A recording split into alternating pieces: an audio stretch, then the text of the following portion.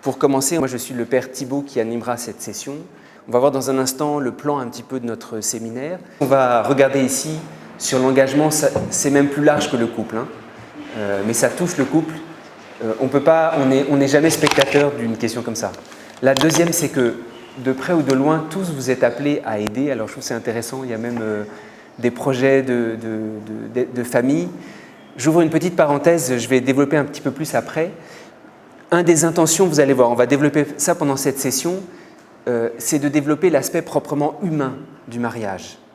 Parce que d'une certaine manière, c'est évident, moi je suis religieux, je suis le premier à me remettre sous le regard de Dieu, mais souvent il y a un piège, c'est qu'on appelle la bénédiction de Dieu, mais on ne présente pas toutes nos difficultés humaines. Et on se dit, mais pourquoi est-ce que ça ne marche pas? Parce que tout simplement, on est en train de rêver une bénédiction de Dieu qui va résoudre tous nos problèmes et on n'accepte pas de s'affronter à certains problèmes humains. Vous savez, le mariage est un sacrement et dans chaque sacrement, il y a une matière. Vous savez, le baptême, c'est l'eau. Si je n'ai pas d'eau, il n'y a pas de baptême. Le pain et le vin pour l'Eucharistie. Il y a des sacrements où il y a l'huile. Alors, il y a deux sacrements où on pourrait se poser la question, mais c'est quoi la matière? Il y a deux sacrements où vous n'arrivez pas avec une matière physique. C'est le sacrement de pénitence. Alors, à votre avis, dans le sacrement de pénitence, c'est quoi la matière que vous apportez? Voilà, c'est les péchés. S'il n'y a pas de péché, le prêtre, il ne peut pas vous donner l'absolution. Il dit qu'il n'y a pas de matière dans laquelle la grâce de Dieu peut entrer. Et dans le mariage, quelle est la matière? Alors, c'est l'amour, mais plus précisément... Pardon? Alors, c'est le consentement mutuel et tout ce que cela implique. C'est-à-dire que dans le mariage, c'est la matière la plus compliquée. Et de l'eau, c'est à peu près simple, hein, c'est la matière la plus simple. Le pain et le vin, c'est encore à peu près simple, même si c'est plus élaboré que l'eau. Mais dans le mariage, effectivement, c'est le consentement.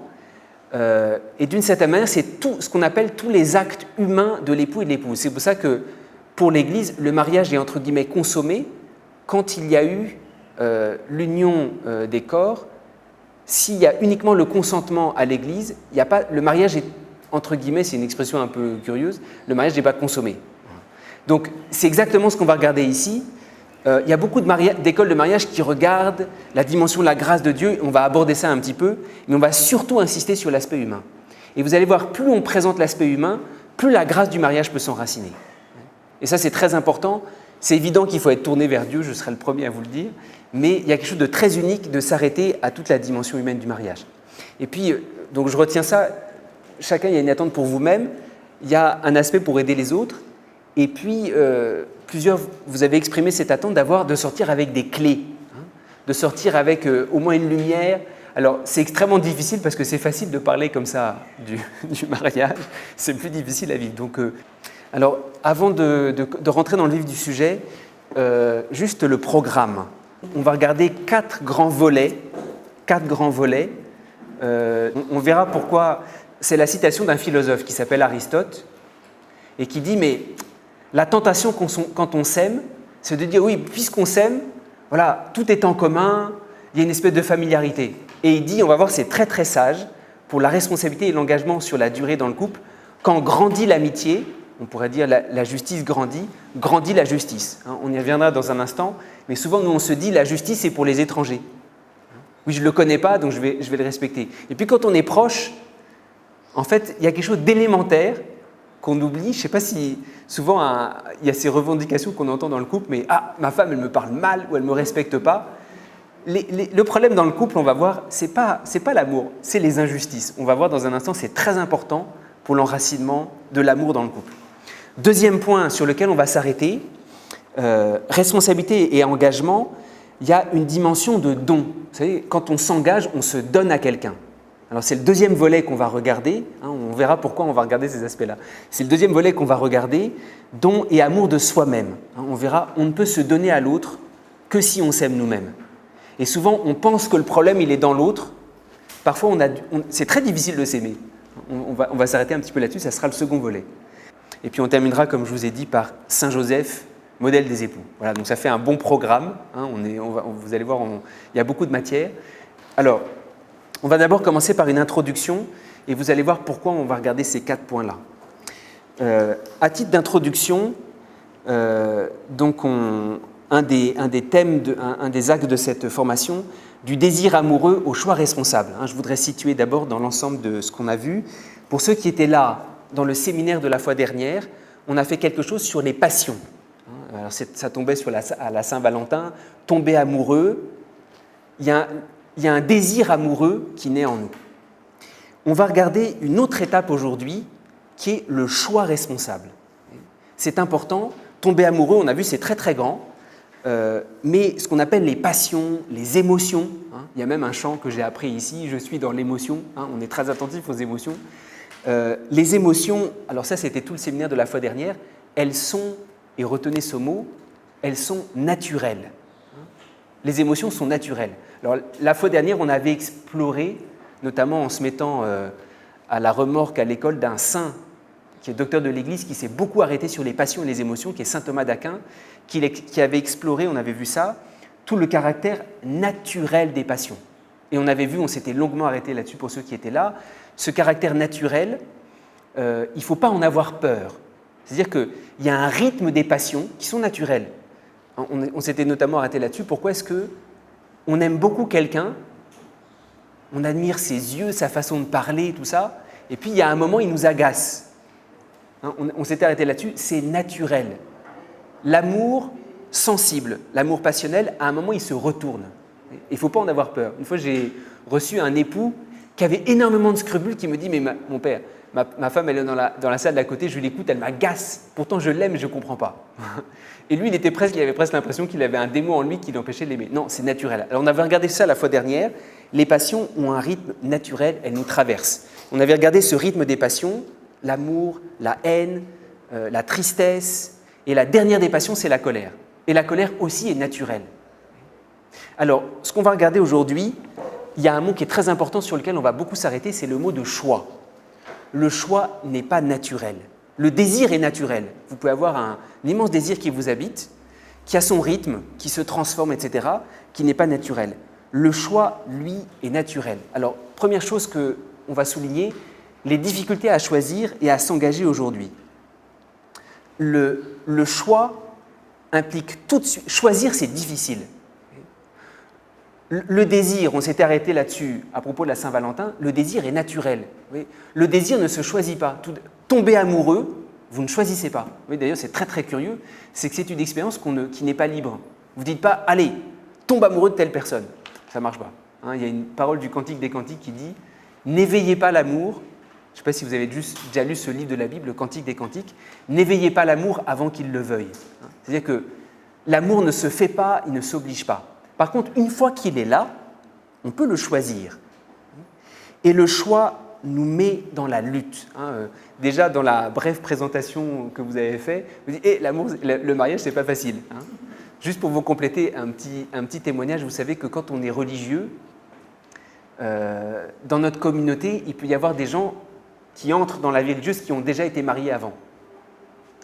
Donc il faut que forcément l'époux soit d'accord, et puis il faut que les enfants aient été éduqués, qu'ils aient fait des études.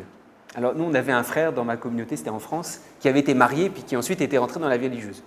Puis à un moment, on lui dit, il s'appelait Mario, on lui dit, écoute Mario, on est entre nous, qu'est-ce qui est le plus difficile, puisque toi tu as connu les deux états de vie, le mariage et la vie religieuse. Parce qu'on s'imagine que la vie religieuse, c'est fait pour des athlètes de Dieu. Il n'a pas réfléchi une seconde. Il nous regarde et dit, mais c'est le mariage. Donc, on sait, nous, à travers les écoutes, parce qu'on a beaucoup de témoignages, s'engager, c'est difficile. Alors, une des premières difficultés, et je l'ai mis en petit 2, de désir en désir, la difficulté de choisir et de persévérer. En écoute, très souvent, je reçois le témoignage suivant. « Ah, mon père, en fait, je me suis trompé, parce que là, j'ai vraiment rencontré l'âme sœur, on se comprend, on est complices, on construit ensemble, on a des mêmes projets. Et la femme avec qui je suis vraiment, maintenant on ne se comprend plus, c'est difficile. Je crois qu'en fait, je n'ai pas fait le bon choix. Si jamais 10 ans en arrière, j'avais rencontré cette personne, mon père, ma vie serait différente. » Alors, ça, c'est le piège du désir. C'est que tant que tu ne vis pas avec la personne, c'est le stade du désir. Et d'ailleurs, on désire ce qu'on n'a pas. Hein, il y a un proverbe en France qui dit l'herbe est toujours plus verte de l'autre côté de la route. On désire ce qu'on n'a pas. Le choix implique de persévérer dans quelque chose. On va voir dans quelques instants qu'est-ce que c'est que choisir. Et d'une certaine manière, il y a la tentation d'une fuite, de désir en désir. Et on sait, on est comme ça, on est tenté de désirer autre chose. Alors, il n'y a pas très longtemps, j'ai reçu un couple comme ça, je lui ai dit, mais écoute, tu sais, si jamais tu vas avec cette jeune fille, par hasard d'ailleurs qui était beaucoup plus jeune que lui, si tu vas avec cette jeune fille, je n'ai pas besoin d'être prophète, dans quelques années, ça sera exactement la même chose. Parce que choisir implique de s'affronter à quelque chose, et il ne faut pas en avoir peur. C'est là où l'amour conjugal commence vraiment. Alors, ça fait référence un peu à ce qu'on a vu avant, la passion de désir, hein, ça c'est ce qu'on avait vu un petit peu la passion précédente, qui implique un manque et la passion la plus ressentie. Ça, retenez ça. Ce que je n'ai pas, c'est très... Oui, parfois on parle d'obsession, on parle d'idée fixe. Le désir implique un manque, et c'est très très curieux, parfois il y a quelque chose qu'on n'a pas, on le ressent plus que ce qui est à côté de nous. Et ce qui est à côté de nous, peut-être on vit quelque chose de plus fort, mais on ne le voit pas. Ça, c'est très très important. Le désir qui implique un manque est la passion la plus ressentie. Vous savez, on avait vu ça à propos des passions. Le désir, c'est quand il y a un manque. La joie est liée à la présence. Mais c'est très très curieux, on est fait ainsi, c'est que quand il y a quelque chose qu'on n'a pas, on le ressent très très fort.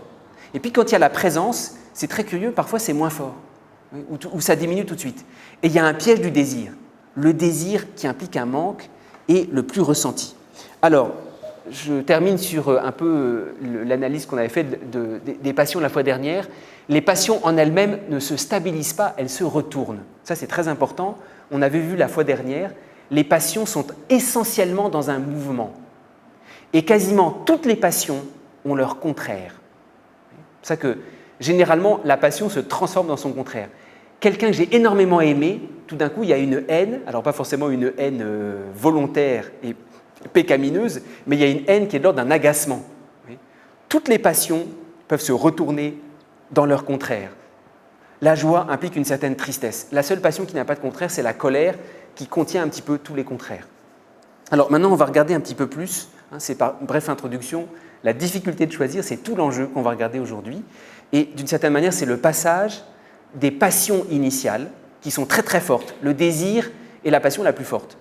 Vous êtes encore chez vos parents, vous êtes capable, vous voulez tellement rejoindre votre cheminant que vous êtes capable d'escalader le mur, mais ce qui se passe devant vous, ça vous le ressentez moins.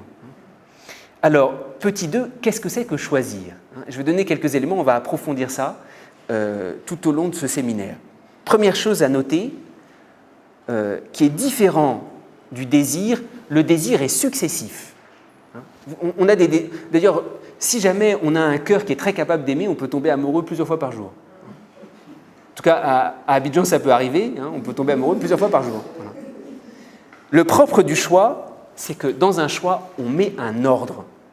Et il y a une dimension de préférence. Alors, il y a un exemple, je crois que je l'avais donné la fois dernière, mais je vais en donner d'autres. C'est un couple que je connais qui m'ont raconté leur histoire. Lui il voulait être pilote de course automobile. Il suivait une formation, et puis il est tombé amoureux de celle qui est devenue son épouse. Et elle lui a dit, écoute, tu choisis. Ou bien c'est moi, ou bien c'est être pilote de course automobile. Mais moi, je n'ai pas envie, tous les soirs, d'avoir peur que mon mari, le lendemain, il se tue au tournant dans son Grand Prix de Formule 1. Donc tu choisis, tu mets un ordre. Et c'est très important, le choix implique de mettre un ordre, d'inscrire quelque chose dans notre vie. On va voir, c'est très important parce que parfois on pense, je vais t'amener là-dessus, que le mariage se fonde sur le désir. Le mariage ne se fonde pas sur le désir. Le désir, j'allais dire, c'est la racine la plus profonde. Le mariage se fonde sur le choix. Et le choix implique d'inscrire un ordre dans notre vie. Alors, au début, on le fait spontanément, parce que quand on tombe amoureux, on organise notre vie différemment. Mais tout l'enjeu de la responsabilité et de l'engagement, c'est d'accepter de mettre un ordre. C'est très important parce que si jamais on reste au désir qui nous berce, le désir est très sympathique. C'est très sympathique de tomber amoureux. Le choix est beaucoup plus exigeant si on reste au désir et que tout d'un coup on s'affronte à la question du choix, on doit mettre une priorité Par exemple, si j'aime mon épouse, je vais passer moins de temps à l'afterwork, je vais passer plus de temps avec elle. C'est très exigeant. Et si jamais on n'est pas prêt, pas seulement à avoir un désir qui nous berce, mais à choisir, dès qu'on va être face à un choix, on va se sentir agressé par l'autre, qui va imposer certaines exigences, certains ordres, certaines priorités. Alors, aussi, deuxième élément très important, on va s'approcher un petit peu de la question du choix ici. Le désir porte sur des grandes choses, le choix porte sur des moyens limités. Ça, c'est extrêmement important. Le désir, c'est en grand. Oui, je désire vivre ma vie avec cette personne. Généralement, nos désirs sont grands. Et même quand on a un grand désir dans le cœur, on fait des grandes promesses, on promet la lune, on promet telle ou telle chose. Mais le choix, qui pourtant est plus important dans l'ordre de l'amour, le choix ne porte que sur des détails. Choisir, c'est que je rentre plus tôt à la maison. Choisir, c'est que j'accepte d'écouter mon épouse. Je fais un choix. Choisir, c'est cette activité que j'avais avec cet ami, j'accepte de le faire autrement. Et d'une certaine manière, on va voir, vous allez comprendre pourquoi on va parler de la question de la justice dans un instant, c'est que quand on choisit, on met un ordre. Et quand on met un ordre, d'une certaine manière, on va voir, je vous parlais de la lutte apparaît très très forte. C'est pour ça que le désir porte sur des grandes choses, le choix porte sur des moyens limités. On m'a dit que les femmes ont plus le sens des détails, et c'est très important, l'amour se construit toujours sur des détails. Et il y a toujours un piège, c'est de dire « Ah, puisque l'amour est grand, mais si tu savais mon cœur, ce que j'ai, comment je te porte. » Oui, mais ça, c'est le désir. Le désir ne construit pas l'amour. Le désir, c'est la racine. Et on va voir, le choix permet d'entretenir l'amour. Et le choix permet de l'enraciner. Alors, second aspect aussi, troisième aspect qui apparaît, je vous ai dit ça il y a un instant, le désir est plus ressenti et plus impressionnant que le choix. Ça, c'est très important. Quand on demande d'évaluer la qualité d'un amour, souvent on dit « Ah, est-ce que j'ai un grand désir pour elle ?» Et parfois, on pense qu'on n'aime plus la personne parce qu'on ne ressent pas un désir fou. Oui, mais on a commencé à choisir et à construire quelque chose ensemble. Le choix est moins ressenti, le choix paraît plus ridicule, le choix est plus humble.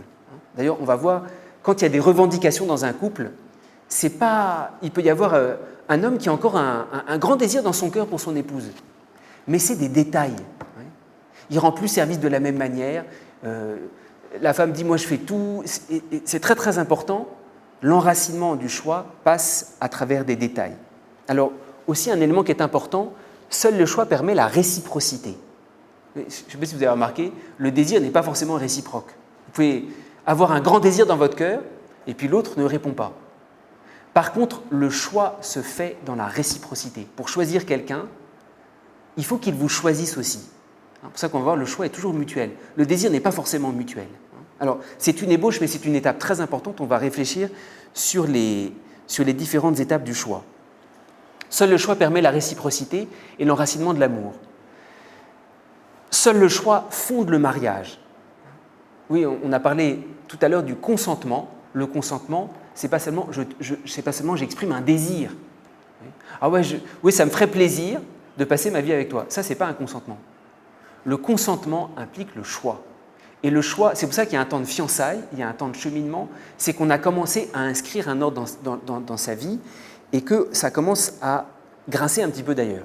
Alors, vous allez voir, on va développer un petit peu ça. Je ne sais pas s'il y a des questions, mais est-ce que vous voyez bien la différence entre le désir qui nous habite et le choix? Et très souvent, le piège, parce qu'on s'aime bien, on s'apprécie, on est bien ensemble, on est dans une espèce de logique, très souvent l'exemple, quand on tombe amoureux, je ne sais pas si ça vous est arrivé, vous raccompagnez votre cheminante le soir jusqu'à chez elle, puis vous voulez tellement être avec elle, qu'elle dit « bon allez chérie, je te raccompagne aussi », et puis vous vous raccompagnez mutuellement comme ça. Et ça, c'est le désir qui porte. Le désir, c'est absence et présence. Le choix, c'est différent. Ce n'est pas une logique d'absence et présence qui nous berce, qui nous impressionne. C'est de mettre un ordre, des priorités, des préférences dans notre vie. Et c'est là où l'exigence commence. Le désir n'est pas forcément un fantasme. Il peut y avoir un désir réaliste. C'est-à-dire, il y a quelque chose de beau dans le désir. Mais le désir est très fragile et le désir s'idéalise très très vite.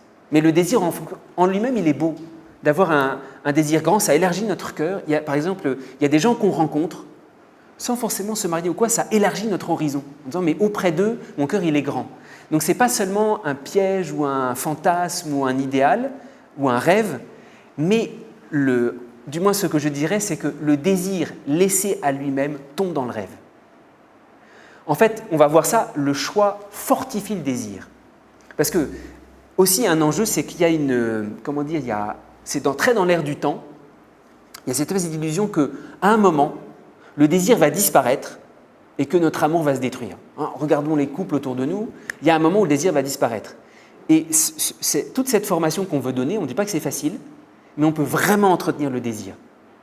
Ce n'est pas un espèce de rêve qui est réservé à certains privilégiés, on se dit des années après, ils continuent encore à s'aimer.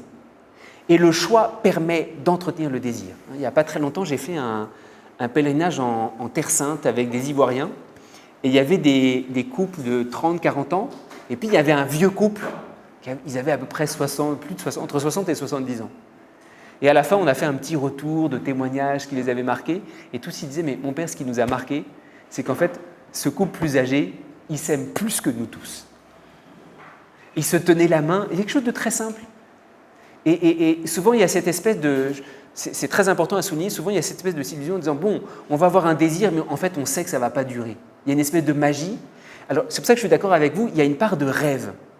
Mais il y a quelque chose de beau dans le désir, et c'est possible d'entretenir la femme du désir. Vous savez, c'est un peu les noces de Cana. Les noces de Cana, il y a une parabole. Vous savez, quand on dit « ils n'ont plus de vin », c'est-à-dire il n'y a plus de désir, il n'y a plus d'amour.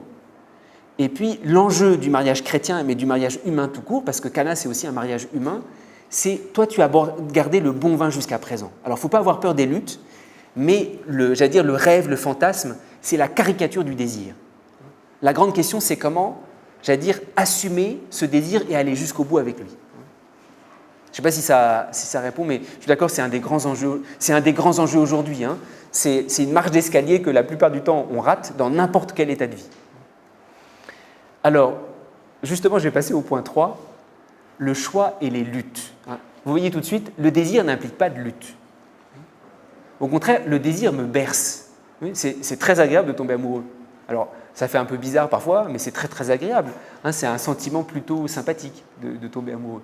Vous ne dites pas, vraiment c'est la première fois que je tombe amoureux, vraiment c'est cruel, ça veut dire que déjà c'est un peu compliqué ce qui est en train de vous arriver. Le choix implique la lutte. Pourquoi ? Parce que choisir, je vous ai dit, il y a un ordre de préférence, et quand il y a un ordre de préférence, c'est nécessaire qu'il y ait des choses qu'on mette au second point. Alors parfois ça m'est arrivé de rencontrer ici, mais aussi en France, des couples où c'était le choix, et c'est un choix très difficile, l'homme avait à choisir entre sa femme et sa maman. Vous savez, ça arrive parfois. Qu'est-ce que tu choisis ? Oui, ce n'est pas seulement de dire, oui, j'ai un grand désir pour mon épouse, mais concrètement, dans mes choix, en fait, c'est ma mère qui dirige. C'est pour ça que, d'une certaine manière, en fait, les choix demandent d'être lucides, parce que nos choix nous trahissent. Et nous, on peut croire que notre cœur est à quelqu'un, mais là où est notre cœur, là sont nos choix. Et c'est très important. Parce qu'on peut avoir un désir, non, chérie, tu sais que tu es la femme de ma vie, tu sais que je t'aime. Mais oui, mais concrètement, les choix que je pose, ils me sont donnés par la direction générale qui sont encore ma maman. Donc, le désir n'implique pas de lutte, le choix implique la lutte. Une fois, je me souviens, j'avais rencontré comme ça, c'était un jeune, j'étais à Paris, et puis j'animais un foyer d'étudiants. Donc, ils étaient tombés amoureux dans ce foyer d'étudiants, donc je les connaissais un petit peu, je les accompagnais. Et puis, elle vient me voir, elle me dit, mon père, on est en train de préparer le mariage. Mais je ne reconnais plus mon fiancé. Alors, c'était sur des petits détails, vous savez, parce que nous, les hommes, on n'est pas trop dans les... Il y a des petits détails de la couleur des fleurs du mariage, voilà, qui nous emportent moins, peut-être, que la femme. Et elle tenait à la couleur des tables, à la couleur des fleurs, à la disposition, etc. Et puis, il y avait la maman du futur marié qui était derrière, il dit « Non, il ne faut pas faire comme ça, les tables... » Et lui, en fait, il n'arrivait ni à dire non à l'une, ni à dire non à l'autre. Et puis, il dépérissait à vue d'œil. En fait, il ne pouvait pas dire non à sa maman, il ne pouvait pas dire non à sa future épouse. Et donc, il y a peut-être, ça c'est la question de la bonne famille, on abordera ça parce que c'est une vraie question, c'est une question même très psychologique, parce qu'il y a des liens très très forts entre l'homme et sa mère, et puis réciproquement entre la fille et son père aussi. Donc là, c'est typiquement, le choix vous met dans la lutte. Alors, le but de ce séminaire, c'est d'avoir quelques clés pour aborder cette lutte. Vous l'avez tous souligné, c'est pas facile. Oui. Et je vous dis tout de suite d'avance, il n'y a pas une recette miracle qui fait que le désir que vous portez dans votre cœur au début du mariage, il y a une espèce de recette miracle et puis le désir va tout envahir de façon progressive. Non, il y a un choix, il y a une lutte, c'est très très beau, il faut avoir quelques clés, mais on est forcé à lutter. Il y a certaines limites qu'on va être appelé à toucher. L'exemple que je vous donnais il y a un instant, il y a des choses où on n'arrive pas. Parce que quand on doit poser certains choix, le désir ne nous met pas face à nos limites. Au contraire, le désir repousse les limites. Oui, c'est ça, quand vous avez un grand désir dans votre cœur, c'est que tout d'un coup, il y a des ailes, il y a un horizon nouveau. Le choix vous remet face à vos limites. Et il ne faut pas avoir peur de ça. Alors, j'ai mis aussi, le choix implique une fidélité active, ça c'est très important, c'est que cette dimension de choix se construit toujours. Le choix, ce n'est pas une fois au début du mariage, ça se construit sans cesse. Et je vous disais, le choix implique de mettre un ordre, il faut tout le temps réfléchir, comment est-ce que je remets mon épouse comme une priorité ? C'est pour ça que le choix implique toujours une interrogation. Je n'ai jamais choisi définitivement, et c'est toujours un chantier qu'il faut continuer à poursuivre. Alors, juste une petite parenthèse, mais on ne va pas regarder dans tout le détail. J'ai terminé ce troisième petit point, la complexité de l'acte humain, choix, exécution et commandement. Alors, ce matin, on va surtout regarder la question du choix, les exigences du choix, comment traverser cette lutte, comment avoir quelques clés. Mais il y a, le choix ne suffit pas, alors on ne va pas regarder ça maintenant, mais c'est au moins que vous le sachiez, l'acte humain qui commence par le désir. Souvent, quand on pose un acte, le désir est à la racine. Quand on tombe amoureux, ça va engager une quantité d'actes humains. Le choix est un nœud. On va voir, c'est l'épreuve du feu, le choix. Est-ce que j'ai vraiment choisi mon épouse ? Pas seulement est-ce que je la désire, mais est-ce que je l'ai choisie ? Et puis ensuite, on peut vraiment avoir choisi, mais du côté de l'exécution, on n'arrive pas à se commander soi-même. Je vous donne un petit exemple, c'est le jour du mariage. Vraiment, les deux se sont choisis. Vraiment, les deux se sont choisis. Et puis, au moment de l'échange des consentements, du côté de l'exécution, tout d'un coup, il y a une espèce de trouille, de panique qui arrive, et on n'arrive pas à se commander à soi-même. Vous savez que c'est pour ça que dans le mariage, il y a une formule secours. Il y a différentes formules, entre guillemets, pour le mariage, je te prends pour époux, etc. Et puis il y a une troisième formule secours, si jamais les mariés sont trop émus, le prêtre dit tout et ils doivent répondre juste oui. Voilà. Parce qu'au moins, même si on est ému, on peut quand même dire oui. Voilà. Alors, la complexité de l'acte humain fait que parfois on a vraiment choisi, c'est-à-dire on a dépassé ce stade du désir, on a vraiment choisi. On s'est engagé à telle chose, mais du côté de l'exécution, on est submergé par des choses, on n'arrive pas. C'est pour ça que, peut-être on dira quelques mots à la fin là-dessus, mais l'acte humain qui est dans l'engagement et la responsabilité est extrêmement complexe. Alors on va regarder surtout ce nœud qui est le choix. Petit point important qui va rester, on l'a abordé il y a un instant, pour l'instant c'est encore l'introduction. On va regarder le choix, c'est tout ce qu'on va regarder aujourd'hui. Contre une vision illuministe de l'engagement. Il peut y avoir un rêve, alors on parlait de rêve tout à l'heure, de l'âme sœur. Non pas que, peut-être d'ailleurs on va en débattre dans un instant. Le rêve de l'âme sœur est d'attente passive. Je vais vous raconter une petite histoire, vous allez comprendre. C'était en France, un frère de ma communauté qui travaille dans une école, et il y avait une institutrice qui était très très belle d'ailleurs, mais elle n'arrivait pas à se marier. Et puis le frère lui dit, écoute, on va faire une neuvaine à Saint-Joseph, et puis on va prier ensemble, et puis vraiment, il faut absolument qu'il y ait quelque chose qui avance dans ta vie.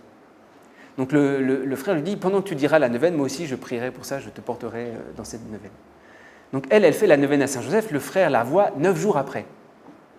Et puis c'est un frère, vous savez, en France on a des accents, c'est un frère qui avait l'accent du sud de la France, il chante quand il parle comme ça. Et puis il va voir la jeune fille, il dit, alors cette neuvaine. Et puis la jeune fille répond, ah mon père, j'ai prié, je ne suis pas sorti de chez moi, je me suis vraiment concentré sur la neuvaine. Et lui il a répondu, il dit, mais tu crois quoi ? Tu crois que il y a un gars, il va sonner à la porte, il va dire « Bonjour, je suis le gars de la neuvaine ». Non, non, ça ne marche pas comme ça. Il peut y avoir un rêve que l'âme sœur va tomber du ciel. C'est très important. Parfois, il y a un refus de s'affronter et d'affronter l'autre. On va voir, il y a une place très importante de la providence divine. Dieu a voulu qu'on se marie à telle épouse, mais Dieu nous gouverne à travers nos recherches et nos choix. Ça, c'est très important. Dieu nous gouverne à travers ce que nous-mêmes on choisit. C'est d'ailleurs même plus large quand on veut chercher sa vocation. Quand on veut chercher sa vocation, Dieu ne va pas forcément nous appeler au téléphone ou nous donner une vision en disant « tu vas à tel endroit ». Ça peut arriver. Moi, je me souviens, il y avait un frère de ma communauté, c'était un peu comme Jonas. Il était dans une ville où il y avait des membres de ma communauté.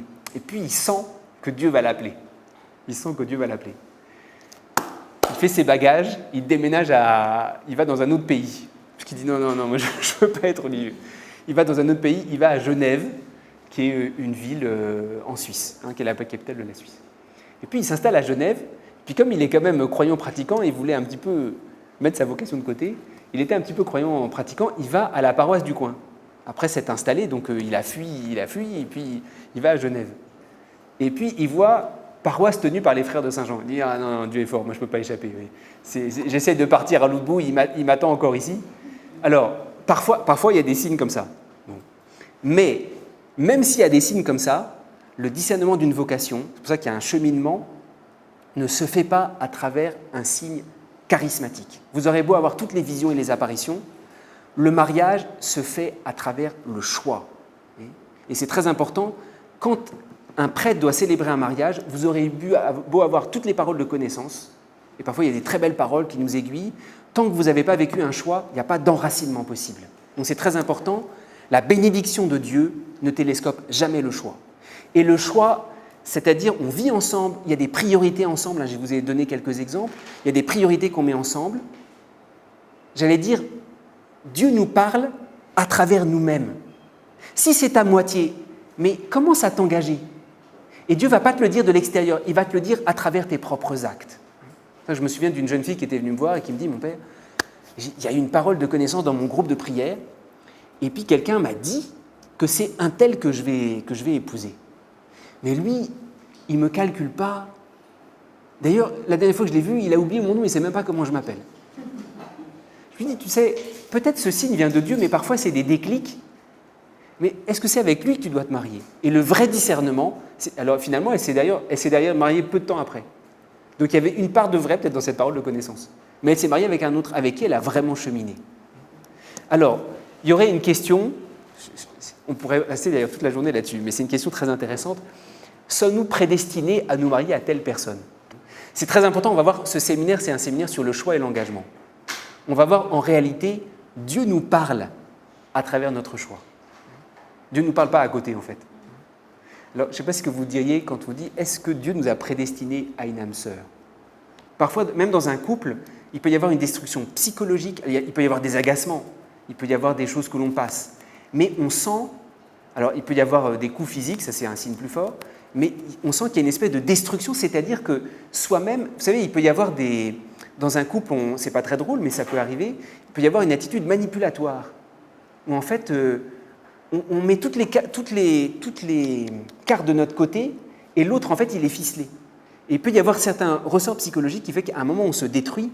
Même le droit canon dit, quand il y a destruction, il faut se séparer. Chacun en nous, il y a des choses, je ne sais pas comment dire ça, agaçantes. Il y a des choses très plaisantes, il y a des choses agaçantes qu'on découvre en vivant avec une personne. Et puis, il y a des je ne sais pas comment dire ça, il y a des chemins, il y a des mécanismes de mort. Il y a des mécanismes dans lesquels on entraîne l'autre. Parce qu'il y a des mécanismes d'angoisse en nous.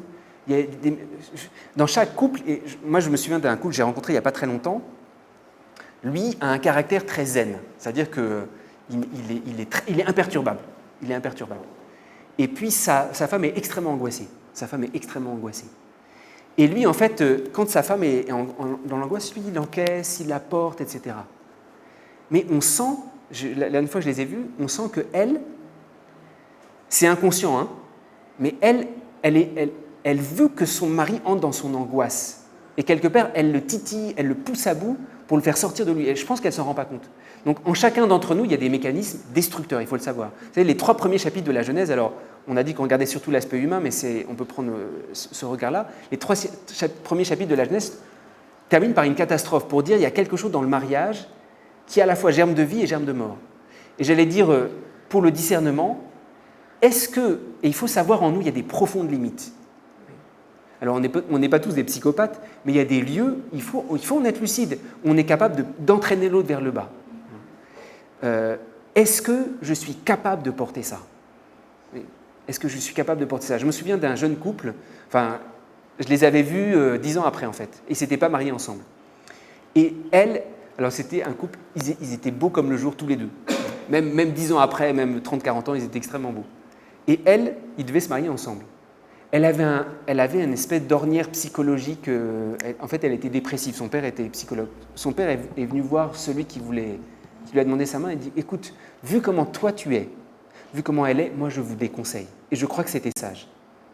Alors, il ne faut pas prendre... Ça, c'est des critères qui sont négatifs. Et puis après, dans le couple lui-même, ça fait partie du droit canon de l'Église, c'est que le mariage est indissoluble. C'est-à-dire que l'Église empêche, quand on s'est marié, le remariage. Le mariage est indissoluble. Mais l'Église n'interdit pas la séparation de vie commune, et elle la recommande parfois. Peut-être ça, c'est un sujet qu'on abordera notamment avec l'amour de soi-même. Contrairement à ce qu'on pense parfois, l'Église ne dit pas « maintenant vous êtes ensemble dans la même maison jusqu'à ce que mort s'en suive ». Dans la doctrine de l'Église, on n'annule pas un mariage. C'est très différent. Il y a une procédure de reconnaissance de nullité, ce qui est un peu différent. C'est-à-dire qu'une fois que le mariage est entre guillemets valide, s'il y a mariage, on n'annule pas un mariage. Puisqu'il y a un engagement du Christ, c'est le propre du mariage chrétien en fait qui nous lie au Christ. Par contre, il peut y avoir une reconnaissance de nullité. C'est-à-dire, on n'annule pas le mariage, mais il y a une enquête avec une officialité. Il dit, en fait, il n'y avait pas mariage. Que pour qu'il y ait mariage, je vous ai dit, il y a des conditions humaines. Il y a 4 conditions. Je ne sais pas si vous connaissez, dans le mariage chrétien, il y a 4 piliers du mariage. Il y a la pleine liberté, qui est le point le plus délicat. Je dis bien la pleine liberté et non pas seulement la liberté. Je vais vous donner un exemple dans un instant. Vous allez voir que c'est très délicat. Deuxièmement, la fidélité. Donc, par exemple, cet homme, quand il s'est avancé devant l'autel, même s'il il était à côté de son épouse, c'est un simulacre. Il ne s'engageait pas à être fidèle. Donc là, le mariage, tout simplement, était nul. C'était une parodie. Donc, c'est pas qu'on annule le mariage, il n'y avait pas de mariage. Troisième condition, la foi en l'indissolubilité, à savoir que le Christ s'engage définitivement. Et puis, quatrième condition, l'ouverture à la vie. Quelqu'un qui dirait non, moi je ne suis absolument pas ouvert à la vie, on n'aura jamais d'enfant, je n'en veux pas. Il n'y a pas mariage, le mariage est nul. Alors la première condition, elle est la plus compliquée, parce que ce n'est pas la liberté, c'est la pleine liberté. Donc parfois, il n'y a pas d'annulation de mariage, mais il y a une vie commune extrêmement difficile. Et là, l'Église dit, dans ce cas-là, on peut vraiment réfléchir à aménager la vie commune. Et l'Église n'implique pas de vivre ensemble. Mais c'est vrai que parfois, il y a certains cas héroïques de ne pas se remarier. Donc ça, c'est... Premier aspect, donc la procédure de nullité. Deuxième aspect, l'Église dit non, parfois, si c'est invivable, vous pouvez vraiment avoir une séparation de vie commune. Troisième aspect que je dirais, après, il y a des histoires qui font que certaines personnes se remarient alors qu'elles étaient mariées à l'Église. Après, il n'y a que Dieu qui peut juger. Ça, c'est important, et le pape François souligne beaucoup ça, il n'y a que Dieu qui peut juger. Parce que parfois, il y a des situations tellement impossibles que même si ce n'est pas ce que Dieu voulait, Dieu, il arrive à nous rejoindre dans n'importe quelle situation. Donc, il ne faut pas le prôner en disant « Ah non, en fait, refais ce que tu veux, moi, je n'aime pas ce discours-là. » Parce qu'il y a vraiment un engagement dans l'Église. C'est pour ça qu'il y a une situation, comme vous le dites, d'abord, il faut beaucoup écouter, mais en fait, est-ce qu'il y avait vraiment mariage ? Deuxièmement, après, il faut remettre la personne devant sa propre responsabilité. Parce que souvent, il y a un espèce de jeu. Moi, je me souviens, une fois, j'avais été invité par un couple. En fait, c'était un traquenard. Ils étaient divorcés, remariés. Et ils voulaient m'expliquer que l'Église, ce n'était pas juste parce qu'il les interdisait de se remarier. Alors, je lui ai dit, écoutez, il n'y a pas moi, d'un côté, qui suis prêtre, qui vous donne des ordres et vous allez exécuter. On est tous dans le même bateau. Parce que si vous êtes mariés, vous êtes venus à l'autel et vous avez... Moi, le prêtre, j'ai béni une parole et vous l'avez dit, oui, on s'engage jusqu'à la mort. De quel droit, mais je suis dans le même bateau avec vous, de quel droit je peux dire cette parole, en fait non, c'était de la blague. Donc c'est important aussi, c'est que l'Église rappelle certaines choses, mais c'est au couple de prendre le choix. Mais c'est important que Dieu parle à travers nos choix. Juste peut-être un mot, qu'est-ce que c'est que la prédestination? Parce que vous savez, on parle de la prédestination dans l'Écriture. Que dit, bon, moi je suis prédestiné à marier avec qui? Qui Dieu m'a choisi de toute éternité? Alors, qu'est-ce que c'est que la prédestination? La prédestination existe. C'est que la prédestination, c'est la connaissance éternelle de Dieu sur notre vie. C'est la connaissance éternelle de Dieu sur notre vie. Dieu connaît notre vie. Il sait ce que je vais faire dans un instant, et c'est ce que dit le psaume 138, que j'escalade les cieux. Tu es là, qu'aux enfers je me couche, te voici. Même là, ta main me conduit, ta droite me saisit. Ma parole n'est pas encore sur ma langue. Voilà, tu la connais tout entière. Dieu connaît toutes choses. Ça, c'est la prédestination. Mais, chose importante, c'est qu'il ne faut pas projeter notre manière humaine de connaître sur Dieu. Et je vais enlever un faux schéma et vous allez comprendre ce que je veux dire. Parfois, on s'imagine que la prédestination, c'est comme si Dieu avait écrit une pièce de théâtre. Alors, par exemple, Dieu écrit l'Évangile, parce que c'était écrit. Donc, il me faut un Pierre. Allez, quelqu'un qui parle beaucoup, mais qui est un peu fragile aussi. Allez, tiens, toi, tu vas faire Saint-Pierre. Il me faut un Jean, ça c'est le disciple bien-aimé, ça c'est le meilleur rôle, ou la Vierge Marie. Il me faut un Jésus, c'est le fils bien-aimé. Et puis, alors je suis vraiment désolé, mais il faut un Judas, quoi. Il faut un Judas parce que sinon la pièce ne va pas marcher, il faut un moment que quelqu'un le dénonce pour qu'il meure. Et parfois on s'imagine ça, c'est que Dieu a écrit une pièce d'avance, mais mille regrets, on a tel ou tel rôle, ou Dieu nous a destiné telle ou telle personne. Et parfois on s'imagine que toute notre vie, c'est d'essayer de repérer le scénario que Dieu a écrit pour nous. Alors ça c'est une image qu'emploie l'Écriture. Cela a été écrit, mais vous comprenez bien, il n'y a pas un bouquin dans le ciel, il n'y a pas un scénario dans le ciel. La connaissance de prédestination, c'est un mystère. Je vais juste m'exprimer négativement, comprenez bien, Dieu n'a pas écrit quelque chose avant, ça c'est humain en fait. Quand vous écrivez une pièce de théâtre, vous l'écrivez avant et puis vous l'exécutez après. La connaissance de Dieu, elle est actuelle. Il n'y a pas de passé pour Dieu. C'est pour ça que la connaissance de prédestination, c'est que actuellement Dieu me regarde. Alors c'est tout un thème théologique, je vais fermer la parenthèse après.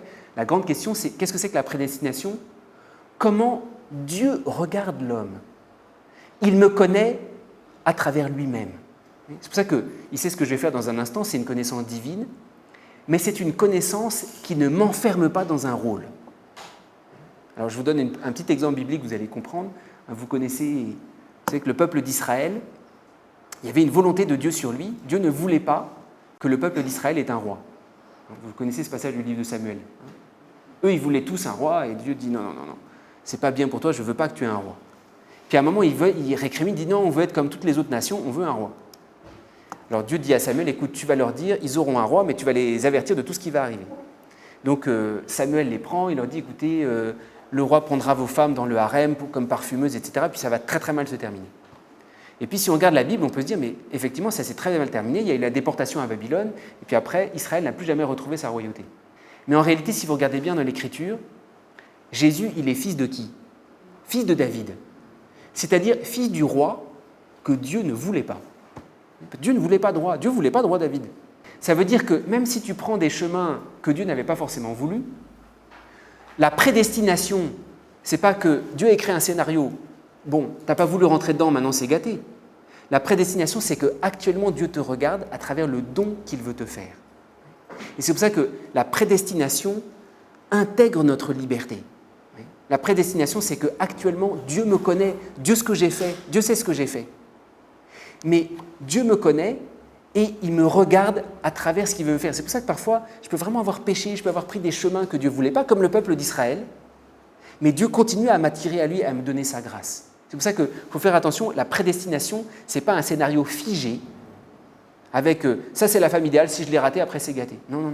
Dieu est beaucoup plus fort que ça. Dieu est beaucoup plus grand que ça. Et je peux effectivement peut-être refuser un engagement avec une épouse avec qui j'aurais pu vraiment construire ma vie, et puis être avec une autre personne, peut-être ce n'était pas ce que Dieu avait voulu au début. Mais Dieu continue de donner sa grâce. Donc c'est très important, la prédestination, il ne faut pas s'enfermer dans un espèce de regard tout fait. Dieu regarde les choix que j'ai devant moi.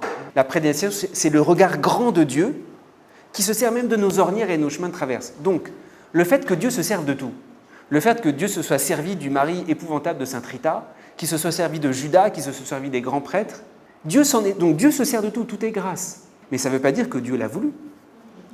Jésus a pourchassé Judas en lui donnant la bouchée pour essayer de le chercher jusqu'au bout. Donc on n'a jamais le droit. Quand on est, j'allais dire, du côté de Dieu, oui, ça c'est le regard de grâce. Dieu se sert de tout. Et Dieu est capable de se servir de toutes les bêtises des hommes. Mais ça ne veut pas dire que Dieu veut que les hommes soient bêtes. Ça ne veut pas dire que Dieu veut qu'il y ait des bourreaux. Dieu n'a pas voulu qu'il y ait des grands prêtres idiots qui le crucifient. Mais parce qu'ils ont été comme ça, Dieu s'en est servi. Et la prédestination, c'est que Dieu savait que les hommes allaient faire ça. Mais ça ne veut pas dire que Dieu le veut. Il y a une épître de Paul là-dessus. Oui, Dieu se sert du péché, là où le péché a surabondé, la grâce a surabondé. Et juste après, saint Paul dit, faut-il pécher ? Certes non. Ça veut dire que si tu pêches, Dieu va même te rejoindre jusque-là.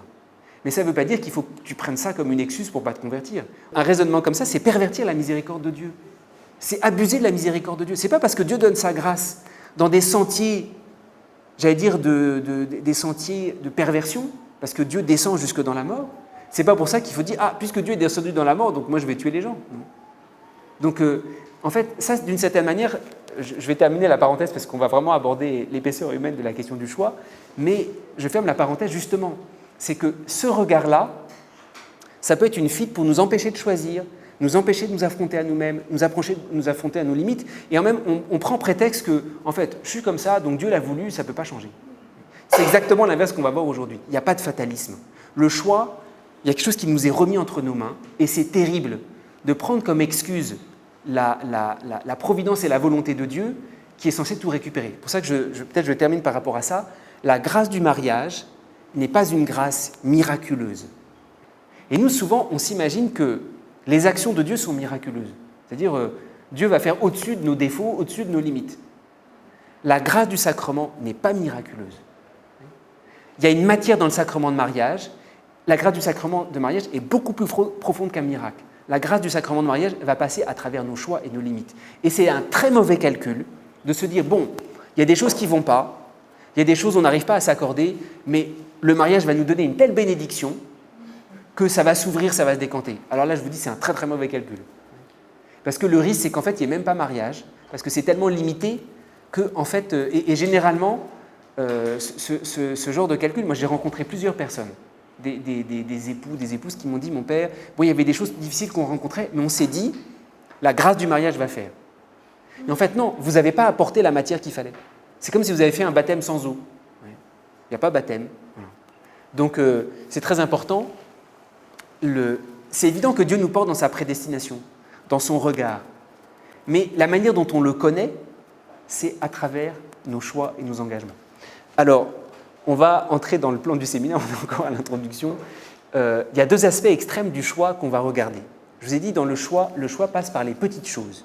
C'est pour ça qu'on va s'arrêter, ça va être le premier grand point, sur la justice.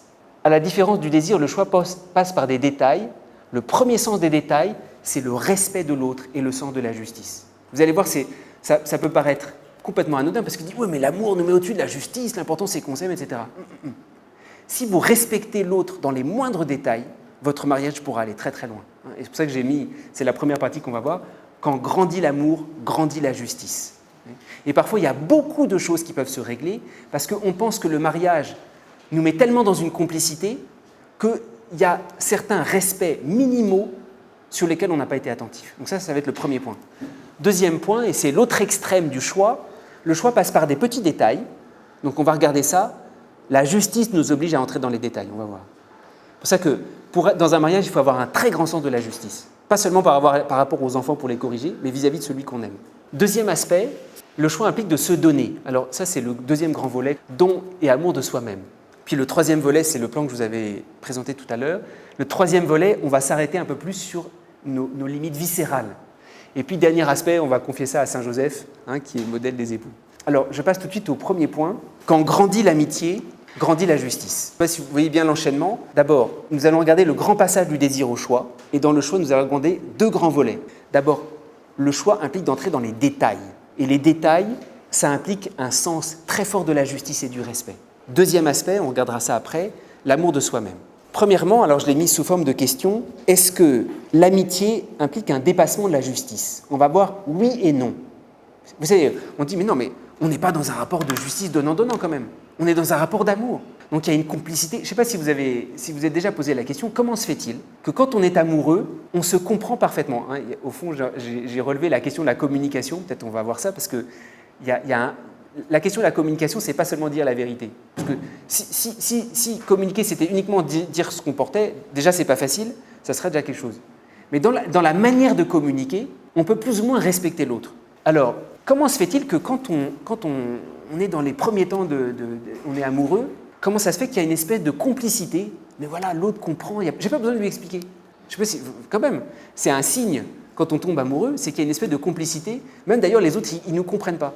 Mais nous, on se comprend. C'est comme s'il y avait un échange télépathique. On n'a même pas besoin de parler. L'autre a tout à fait compris ce que je voulais. Et c'est vrai, il a vraiment compris. Et puis, il y a une espèce d'illusion. C'est pour ça que j'ai mis le piège de la complicité et de la familiarité. Il y a une espèce d'illusion de pensée. C'est que cette expérience qui est très, très magique, qui fait qu'on n'a même pas besoin de dire beaucoup, beaucoup de choses. On se comprend. On est à l'unisson. On se dit, mais puisqu'on s'aime, en se mettant ensemble, ça va irradier toute notre vie progressivement. Toute notre vie, on va devoir venir. Et puis, c'est bizarre, mais l'expérience montre l'inverse. Tout d'un coup, il y a des moments où on ne se comprend plus, la complicité a disparu. Alors, en fait, c'est quoi? C'est que, en fait, on est complexe depuis le début, et j'allais dire, à travers le désir, j'ai parlé beaucoup du désir au début, à travers le désir, on anticipe quelque chose. Mais le choix va nous mettre face à notre complexité. Donc, il y a un piège de penser que la familiarité, au grand sens du terme, hein, pas au sens péjoratif, va nous mettre au-dessus des règles de respect et de justice. Non, mais on se comprend. Le choix implique des détails. Pourquoi? Alors, j'ai posé cette question. La crise d'un couple est l'accumulation des injustices. Généralement, quand il y a des palabres, quand il y a des difficultés, c'est qu'il y a eu des manques de respect très, très profonds. Il y a eu des injustices. Alors, j'ai mis cette phrase juste après. L'être humain est un être qui compte les points. Alors on peut dire, mon père, non, l'amour, en fait, on va voir, cette question dans un instant est très importante, ça va être juste le volet d'appui. Est-ce qu'on peut aimer de façon totalement gratuite? Alors j'anticipe un peu, et il ne faut pas en avoir peur, le propre de l'amour humain, c'est qu'on compte. Et vous savez, quand il y a un divorce, alors ce n'est pas du tout un séminaire pour préparer le divorce, hein, mais quand il y a un divorce, on compte tout. Et c'est pas que, en fait, c'est pas que on se met à compter une fois que les palabres sont arrivées, c'est que dès le début, on comptait. C'est pour ça qu'on va voir, c'est très important, l'amour totalement gratuit, est-ce qu'il faut même le chercher? Il ne faut pas avoir peur de ça. Le choix fait que notre amour va s'enraciner dans la justice.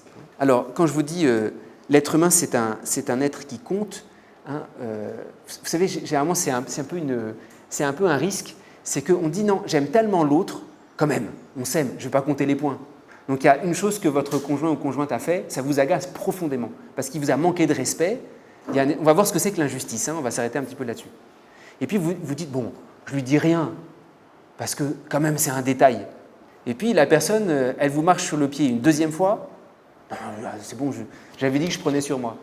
Une troisième fois, une quatrième fois, une cinquième fois, et c'est bizarre, vous savez très bien que vous en êtes à 7 quand vous vous mettez à lui parler. Donc l'être humain est un être qui compte et il ne faut pas en avoir peur. Et il y a un piège qui consiste à penser l'amour nous met au-delà de la justice parce que l'amour c'est gratuit, l'amour c'est le don, c'est vrai. L'amour implique une gratuité, mais l'amour ne supprime pas la justice. Et quand il n'y a pas de retour, quand il n'y a pas de justice, la justice implique de compter. Hein. Ça peut être d'abord pour soi-même on se dit non, je donne sans compter, etc. Tu parles, tu vas voir. Parce que la nature a horreur du vide, et si on fait ça trop longtemps, ça revient 100 fois plus fort. Et on a tout compté en fait depuis le début. Donc on va voir, le choix, ça implique de tenir compte de ça. Alors, j'ai listé, il y a différentes formes d'injustice, mais peut-être vous pourrez me compléter. Il y a une injustice dans les paroles. Il y a une manière de parler à son cheminant ou à son mari. Peut-être on peut dire, mais non, mais on s'aime. Il peut y avoir, donc c'est les injustices dans les paroles, au dedans ou au dehors.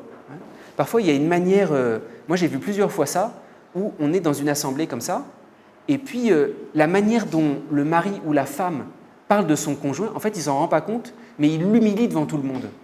il parle de tel ou tel défaut, il dit « Ah, moi, ma femme, elle est comme ça ». Puis en fait, pour la femme, ça lui tient très, très profondément à cœur. Là où le choix doit s'enraciner, c'est dans toutes ces dimensions où il peut y avoir justice ou injustice. Les injustices dans les biens possédés. Là aussi, on peut dire « Mais c'est des détails, tout ce qui est à moi est à toi ». Non, là aussi, il y a un respect qu'on doit avoir. Vous savez, même quand on parle de régime de communauté de biens, régime de communauté de biens, ça ne veut pas dire qu'il n'y a pas un sens très profond de la justice. Alors, encore une fois, ça ne veut pas dire que vous allez mettre un scotch et que vous allez diviser en deux tous vos objets, mais la justice descend jusque-là. Vous dites « Ah, mon père, mais est-ce qu'on a vraiment besoin puisqu'on s'aime ?» C'est tout l'objet. On va voir dans un instant qu'est-ce que c'est exactement que la justice. Il peut y avoir aussi injustice dans les services. Vous savez, il y en a un ou une qui est corvéable à merci, qui rend tous les services. Et là aussi, c'est pareil. On pense qu'on n'a pas compté parce qu'en fait, on donnait gratuitement. Et puis des années après, dit, mais en fait, est-ce que tu réalises, c'est moi qui tiens les comptes en banque depuis 10 ans, c'est moi qui fais le linge, c'est moi qui fais la cuisine. En fait, on compte tout. On est un être qui compte et il faut le savoir. Et il faut faire avec.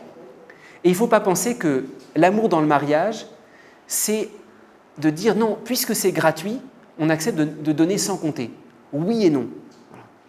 Voilà. Et puis il y a injustice dans les relations aux enfants et à la famille. Il peut y avoir tel enfant qu'on favorise, parfois quand il y a des enfants qui sont juste d'un des deux parents, aussi dans la relation à la belle famille. J'ai commencé tout cet enseignement au début par l'amour-désir. L'amour-désir ne perçoit pas forcément les injustices, mais le choix l'exige, ou exige de respecter la justice. Ça, c'est très important. On peut avoir un immense désir d'aimer son épouse, et de dire « ouais, c'est pas grave », etc. Et de ne pas voir qu'on met la personne dans des frustrations, ou dans des injustices, dans des humiliations terribles. C'est pour ça que tout l'objet de ce séminaire, c'est le passage du désir au choix. La première chose que le choix doit intégrer, c'est cette dimension de la justice. Alors, deuxième point qui vient compléter l'illusion d'un amour désintéressé. Alors, ce que je vais vous dire ça, ce n'est pas moi, Père Thibaut, qui vous le dit. Je m'appuie profondément sur un docteur de l'Église sur lequel on s'est beaucoup appuyé à propos des passions la fois dernière, c'est saint Thomas d'Aquin. Saint Thomas d'Aquin, je vous renverrai. J'ai mis un petit extrait, mais je ne vais pas vous décourager avec ces textes parce que c'est bien que vous l'ayez, mais parfois c'est un style un peu difficile à dire. Et saint Thomas d'Aquin dit ceci, ça rejoint le second point. Il dit il n'y a qu'une seule personne, ou plutôt trois, où il n'y a qu'un seul être qui peut agir de façon totalement désintéressée. Ce seul être, c'est Dieu. Dieu peut agir sans attendre en retour. C'est pour ça que vous voyez au passage que tout le sermon sur la montagne, l'évangile qui nous dit, Jésus qui nous dit quand on te demande de faire 1000 pas, fais-en 2000. Quand on te demande ta tunique, donne encore ton manteau. Si on te frappe sur une joue, injustice, tends l'autre. Ça, ce n'est pas des mœurs humaines. Le sermon sur la montagne, vous savez, il y a l'Ancien Testament, c'est Moïse qui reçoit les tables de la loi. Il y a le nouveau sermon, le nouveau Moïse, c'est Jésus, c'est Matthieu au chapitre 5. Il y a la loi nouvelle. Et la loi nouvelle, c'est la manière de vivre de Dieu qui descend dans l'homme. Et ça fait tout craquer.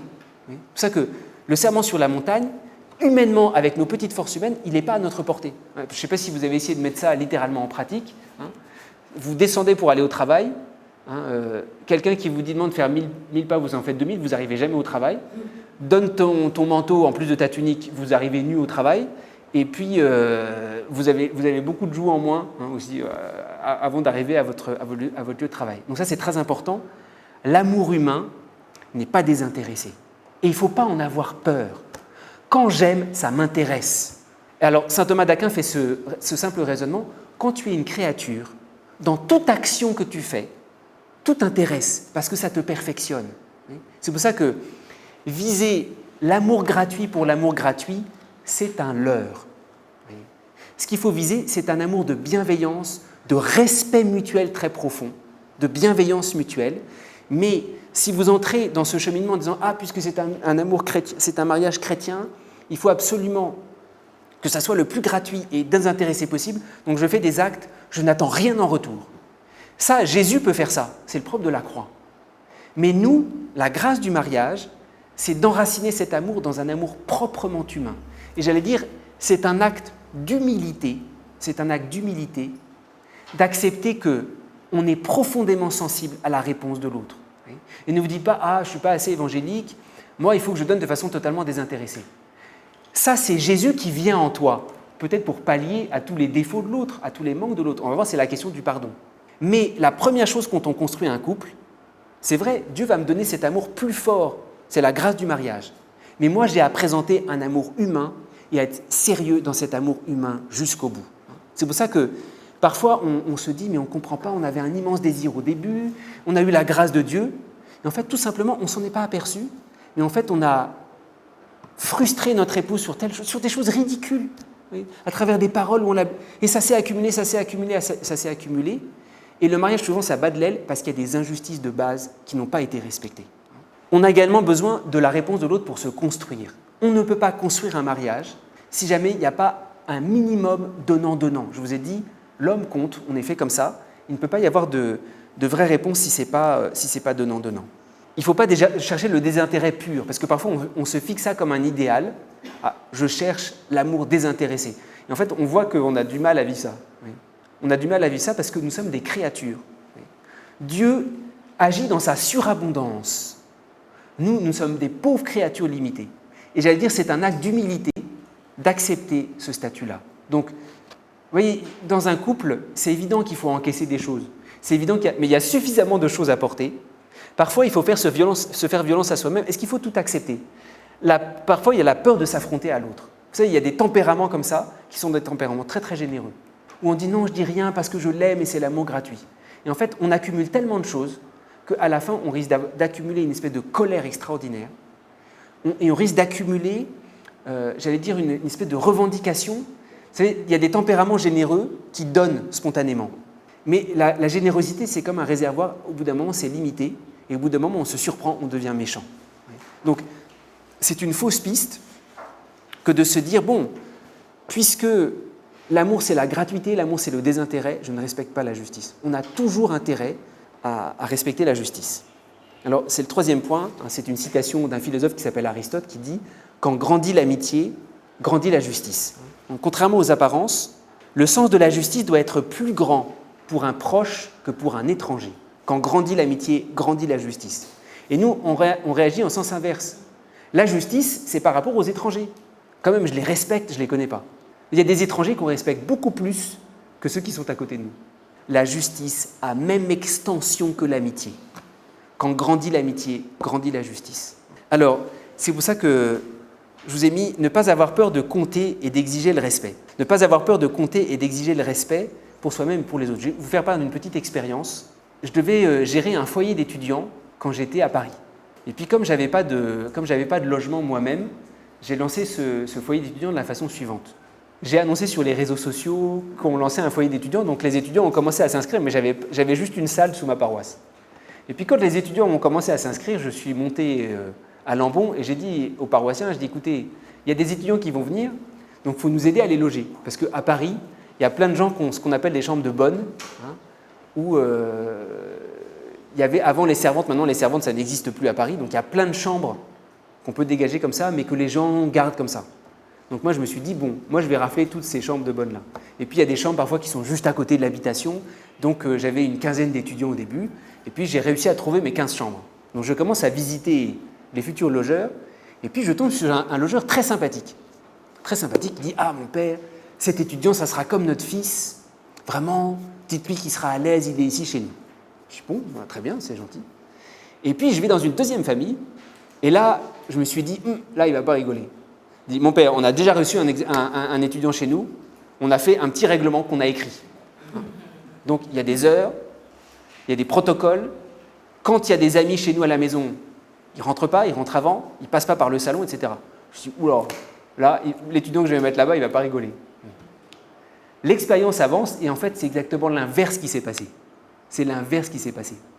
À savoir que le logeur très sympathique, une semaine après, m'appelle.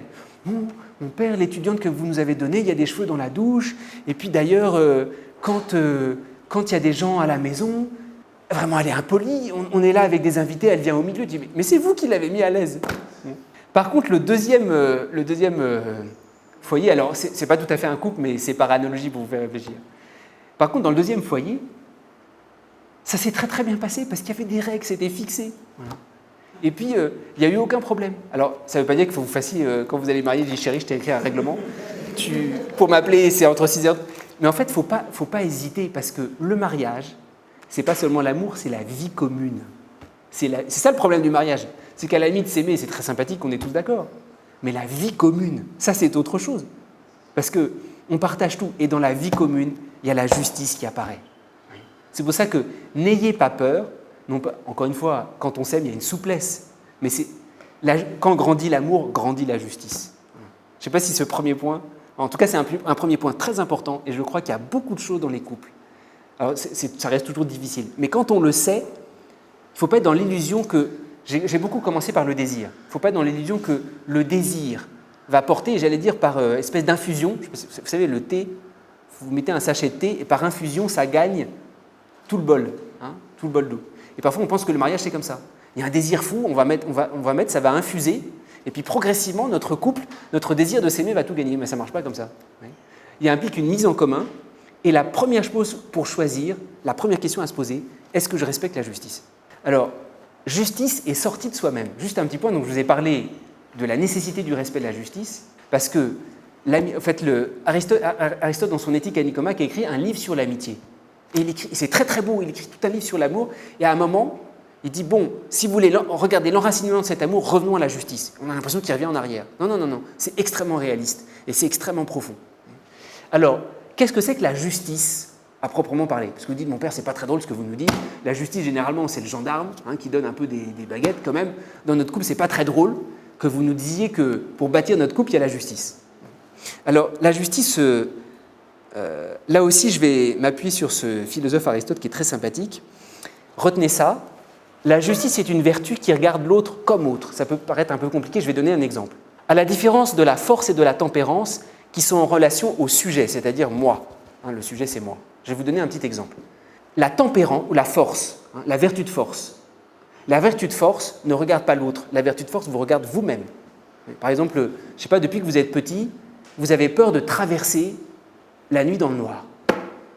Pour acquérir la vertu de force, il faut faire un travail sur vous. La force s'acquiert en se battant avec nous-mêmes. Et c'est très individuel. On a des peurs à des endroits différents. La tempérance aussi, c'est une vertu du sujet, c'est-à-dire qui nous regarde nous-mêmes. Être tempérant, par exemple, je mange trop, c'est très individuel suivant chacun. Par contre, la vertu de justice regarde l'autre comme autre. La justice, c'est de se décentrer pour respecter le droit et le rythme de l'autre. C'est pour ça que la justice, ce n'est pas seulement d'être en règle. Et parfois, on se dit, oui, je suis juste parce que je n'ai pas été malhonnête, je n'ai pas tué, je n'ai pas volé. La justice implique un décentrement. Se décentrer, c'est accepter de ne pas avoir mon rythme. C'est pour ça que je peux savoir si je suis fort et tempérant en me battant avec moi-même. Pour être juste, il faut sortir de soi-même et voir quel est le rythme de l'autre, quel est le besoin de l'autre, quelles sont les attentions de l'autre. C'est pour ça que la justice est la force la plus fondamentale de l'amour et de la sortie de soi-même. Et on ne peut pas se donner profondément si jamais on n'est pas dans un respect fondamental de la justice. Alors, c'est juste le dernier point, l'égoïsme est une faute par omission. Parce qu'en fait, le grand ennemi de la justice, c'est l'égoïsme. Vous voyez, cet exemple de balade en montagne, vous comprenez par analogie ce que ça peut dire dans le couple. Il y a des lieux où vous allez très très vite, puis l'autre est plus à la traîne. C'est un manque de justice de ne pas vous décentrer pour écouter le rythme de l'autre. Alors, je vais terminer par une petite histoire. L'égoïsme, ou le manque de justice, une faute par omission. Parce que, encore une fois, souvent on se dit, moi je ne suis pas injuste parce que je respecte les règles. La justice, c'est beaucoup plus que ça. Dans le mariage, c'est beaucoup plus que ça. Ça implique un décentrement. Je vous donne un petit exemple pour voir comment les injustices et les frustrations peuvent naître dans le couple. C'est un couple qui s'aimait beaucoup, beaucoup. Et puis, il y a un moment où les palabres commencent à arriver, où les blessures commencent à arriver, où les frustrations, où les injustices commencent à arriver. Et donc, tout se passe très bien jusqu'au jour où le papa de la femme décède. Et elle était extrêmement attachée à son papa, très très attachée à son papa. Et donc le deuil s'organise, et puis l'homme il est là. Il prend quelques jours de congé, il est à côté de son épouse, il fait le voyage. Et puis son épouse, en fait, elle est tellement affectée que elle dit, mais c'est vrai, mon époux, il est matériellement là, mais en fait, il comprend pas ce que je vis. Il comprend pas ce que je vis. Et la femme en est mortellement blessée. Et puis le soir, donc ils vont au village pour l'enterrement. Et puis le soir, alors le clou de la blessure, c'est que le soir, donc ils sont à une chambre d'hôtel, et monsieur la sollicite pour un acte conjugal. Il dit, mais mon père vient de décéder. Vraiment, il ne me respecte pas. En fait, il se fout de moi, quoi. Et elle se dit, mais en fait, je suis sa servante, en tout cas, c'est quoi ça? Et en fait, elle dit rien, et on peut se dire, mais... Et lui, en fait, il n'a même pas vu. Lui, il n'a même pas vu. Parce que parfois, on peut être dans une profonde blessure ou une vraie injustice, parce qu'en fait, là, c'était le rythme de l'autre. Dans une vraie injustice sans s'en apercevoir. Et c'est très important, nos manques de force, nos manques de tempérance, on s'en aperçoit très vite, parce que c'est notre corps qui nous a débordés. Par contre, nos injustices, on ne les voit pas tout de suite. Parce que le propre de la justice, c'est de se décentrer. C'est pour ça que les injustices, ne vous dites pas « Ah, moi je suis juste parce que je suis à peu près en règle ». On est injuste parce qu'on ne s'est pas décentré, on ne s'est pas posé la question du rythme de l'autre. Alors, je voulais développer quelque chose sur le pardon, peut-être on le reprendra à propos de Saint Joseph, peut-être juste à la fin. Vous avez beaucoup souligné la place de la communication, parce que vous voyez, dans ce couple, les deux font beaucoup de choses, mais ils ne voient même pas ce que fait l'autre parce que chacun, ça pèse sur lui. Et il y a un mot sur lequel je vais revenir dans un instant, c'est le mot de générosité. Les deux sont très généreux. Et c'est quelque chose que je voudrais développer dans un instant.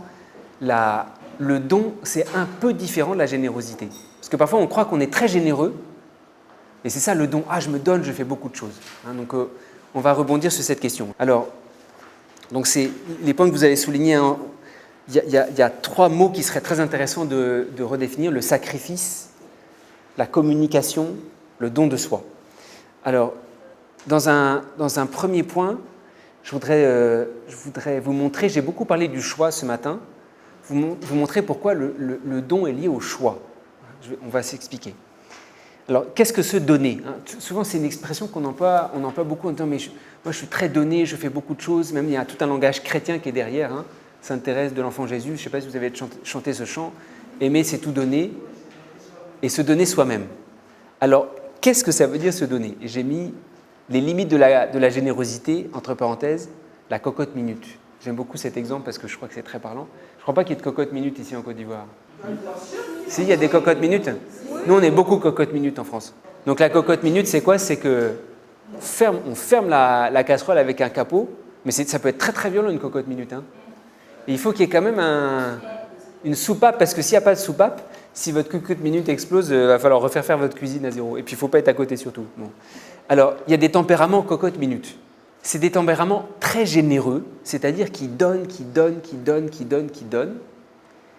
Et puis, au début, ça commence comme ça en disant « mais non, je l'aime ». Ça rejoint un petit peu ce qu'on disait par rapport à la justice. Je l'aime tellement que quand même, je vais pas l'embêter pour ce détail-là. Et qu'est-ce que c'est que la générosité? J'ai mis juste après, un petit peu après, le don n'est pas seulement le service. La générosité, dans la générosité, on fait beaucoup. C'est pour ça que quelqu'un de très généreux, il rend beaucoup de services. La générosité est liée au service. Quelqu'un qui est très généreux, vous pouvez lui demander tout ce que vous voulez, il va vous rendre ce service. Parfois, dans des écoutes, j'entends des couples où, il n'y a pas très longtemps, je recevais un couple comme ça en disant « Bon, mon père, là, on est au bord de la rupture, mais je sais pourquoi mon mari ne va pas partir. Parce que le matin, c'est moi qui lui prépare son petit déjeuner, c'est moi qui repasse ses vêtements, c'est moi qui prépare plein de choses lui-même, il ne s'en aperçoit même plus. Il ne peut pas vivre en dehors voilà. Mais ça, c'est les services. La générosité, on rend de multiples... Et c'est très bon, Quelqu'un qui a un tempérament généreux, c'est quand même beaucoup plus agréable que quelqu'un qui dit « je ne ferai pas ». Alors, la générosité, c'est un peu comme la cocotte minute, c'est-à-dire qu'on encaisse, mais la générosité est un tempérament. La générosité n'est pas infinie. D'ailleurs, des tempéraments plus ou moins généreux. Et au bout d'un moment, on arrive aux limites de nos ressources. Vous savez, c'est comme un gisement pétrolier. Un gisement pétrolier, à la fin, il n'y a plus. Et quand il n'y a plus, souvent, on se surprend à devenir méchant. On a été très très généreux, puis on devient méchant. Et dans le couple, il peut y avoir ça. Il peut y avoir une très belle générosité. Il y a un autre couple que je recevais. Et puis elle disait, pendant des années, j'ai rassuré mon mari, je l'ai porté, etc. Et puis j'arrive à un moment où juste, en fait, j'en peux plus, ça fait trop. Alors, première chose, et c'est la question qu'on va poser, quelle est la différence entre le don et la générosité?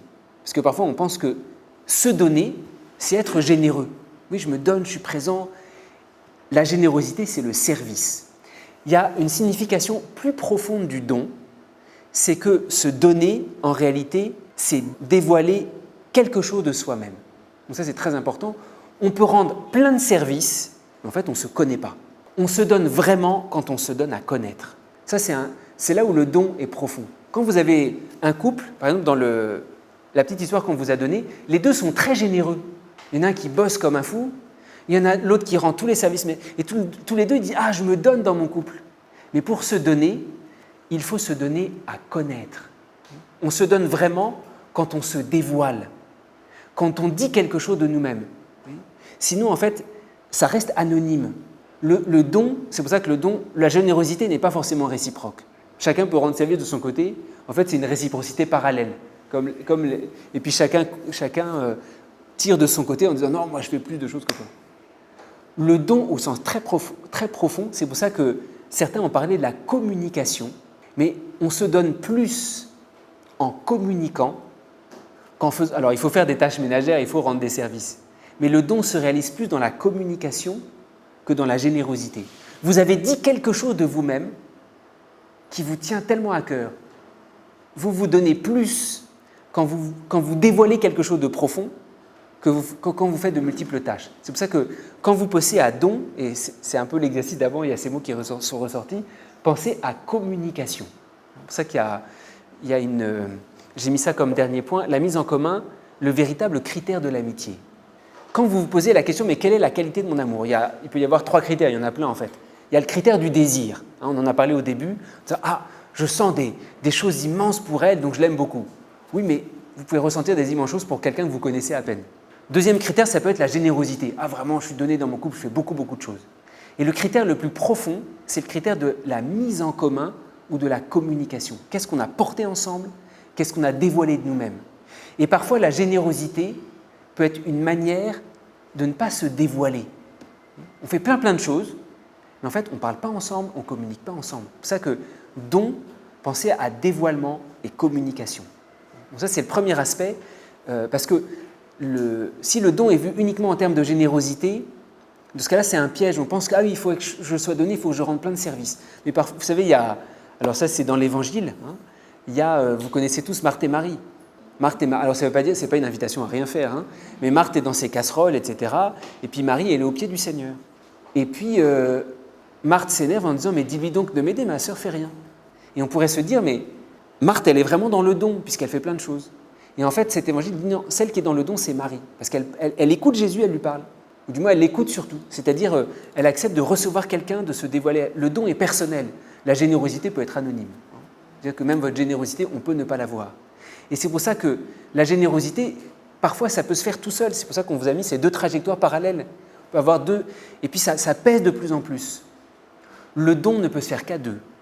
À savoir que j'ai laissé voir quelque chose de moi-même, je me suis dévoilé un petit peu et l'autre doit se dévoiler. Je ne peux me donner qu'à quelqu'un, j'allais dire, qui baisse la garde à son tour. C'est pour ça que le don est beaucoup plus lié à la communication, au dévoilement de soi-même, qu'à la seule générosité. Alors la générosité est importante. Il n'y a pas d'amitié si je ne suis pas capable de rendre un service à mon ami. Alors ça, c'est pour ça que le vrai critère de l'amitié, qu'est-ce que j'ai partagé ? Quelque chose que j'ai dit à personne. Vous savez, parfois, il y a des secrets, on les a dit à des gens, ça compte sur les doigts d'une main. Ça, c'est les gens que vous aimez vraiment. Puis vous avez quelqu'un, vous avez un immense désir, peut-être le mois passé, vous ne vous souviendrez même plus de la personne. C'est que le vrai critère de l'amitié, encore une fois, ce n'est pas le désir est très fondamental, c'est la mise en commun et le don au sens de ce qui va plus loin que la générosité. C'est pour ça que ce don se construit mutuellement et je relis à nouveau par rapport au choix, c'est que les choix qu'on fait disent ce que l'on préfère. Le don, c'est est-ce que je connais l'autre, est-ce que je connais ses préférences, est-ce que je connais ses choix. C'est pour ça que parfois, le don, on se fait une montagne en disant « il faut que je… » Non, parfois le don, c'est tout simplement écouter, être attentif à tel détail. Et il y a un vrai dévoilement de soi-même qui est peut-être beaucoup plus simple que beaucoup de choses qu'on pourrait faire. Alors ça, c'est le premier point, première ébauche de ce qu'on appelle le don de soi. Alors, deuxième point qui est important, ça touchait aussi ce que vous avez abordé sur amour de l'autre et amour de soi-même. Vous l'avez tous souligné. Pour se donner, pour aimer l'autre, il faut s'aimer soi-même. Alors, là aussi, je vous renverrai, vous verrez ça dans les petits recueils de textes qu'on va vous donner.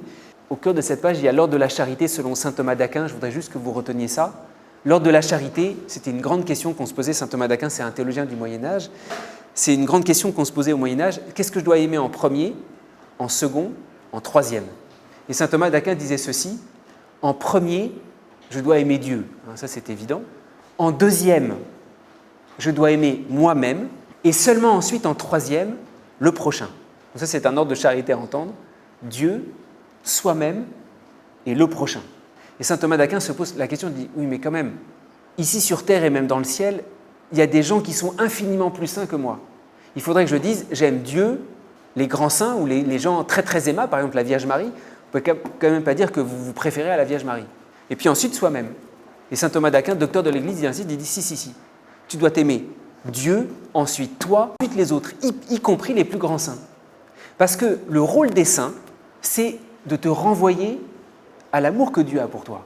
Alors, cet ordre, il est très important parce que l'amitié, ce n'est pas seulement d'admirer. Dans ce cas-là, si on devait admirer, il y aurait Dieu, les gens très très importants, très aimables, et ensuite moi-même, et ensuite le prochain. C'est pour ça que saint Thomas va jusqu'à dire que l'amour de soi-même est mesure de l'amour de l'autre. Parce que parfois on dit, c'est vrai, il faut laisser passer l'autre devant. Mais en quel sens? L'amour de l'autre est mesure de l'amour de l'amour de soi-même est mesure de l'amour de l'autre. C'est que si on ne s'aime pas soi-même, on ne peut pas vraiment donner quelque chose. Et alors, en fait, je voulais prendre, mais je n'ai pas le temps de tout développer. Vous verrez, il y a certains textes, j'ai remis certains textes du philosophe Aristote dont je vous ai parlé, qui parlent d'un bon égoïsme et d'un mauvais égoïsme. Il dit, c'est vrai, il y a un mauvais égoïsme. Le mauvais égoïsme, c'est celui qui reste à ses petites limites.